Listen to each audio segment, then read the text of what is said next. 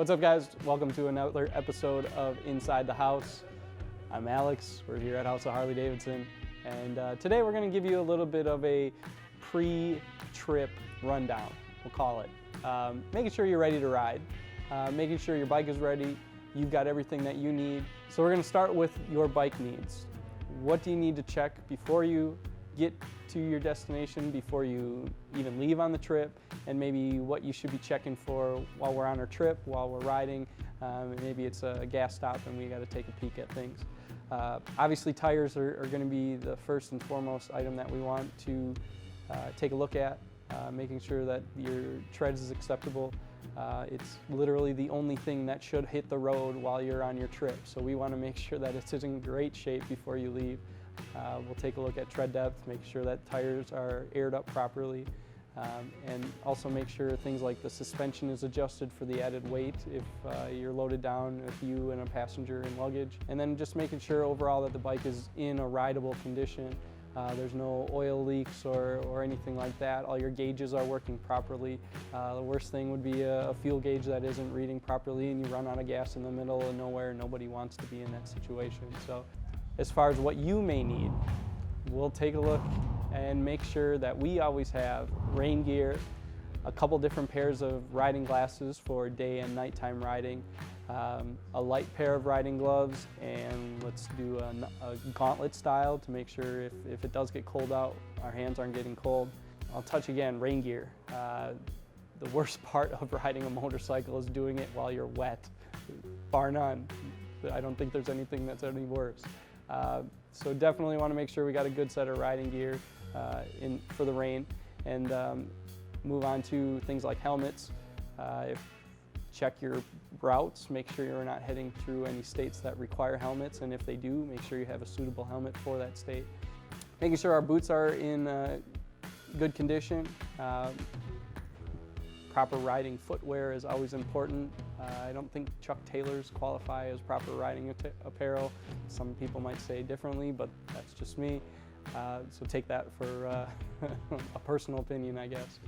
So now we're on our trip, and maybe we need a list of things to check while we're on our trip. I always do a walk-around inspection while I'm filling up with gas, just to take a look and make sure that everything's good, I'm not missing anything, nothing fell off. Stuff like that. There's no oil dripping or anything like that that I need to be aware of and accommodate for. If you're riding in a group, first and foremost, make sure you're comfortable with who you're riding with.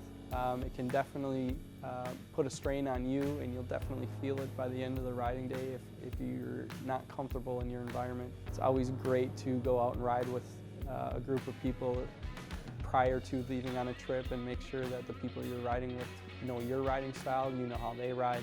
It can definitely make it easier and much more fun if everybody is aware of who they're riding with and how they ride. The most simple and probably one of the most overlooked things to do, just take a break.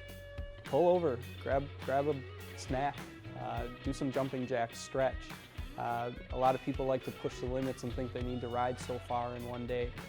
And while that might be a goal of some, it's usually the goal of very few. I'm not necessarily one for spontaneous adventures, so when I go on a trip, I usually like to have it planned out on maybe where we're going, what we're going to take a look at, the roads we're going to ride. Kind of have an idea of what you're getting into is always great. You know, it's not for everybody, but kind of good to have a plan and be able to check if there's road construction or there's specific events going on in the area that we're going to be riding that maybe we want to avoid or change the schedule up a little bit, time permitting.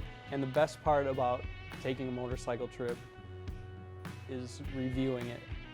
When you're back home a couple weeks later, everybody always wants to ask, how was the trip?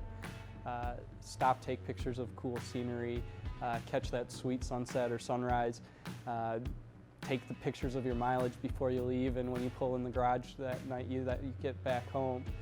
It's just the best part about taking these trips is being able to share it. Some of these experiences when you're out in the middle of nowhere, the things you see is just incredible. So being able to do that not only by yourself, but experience it and share it with somebody else, inspire somebody to take that trip next year, or maybe you gain 2 people in your group to go on a different trip because of it. So I think as great as taking a trip is, experiencing it and being able to share it with somebody else kind of takes it to that whole nother level.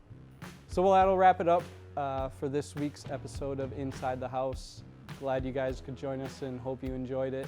Hope we gave you some great tips on how to make a motorcycle trip even more successful and fun.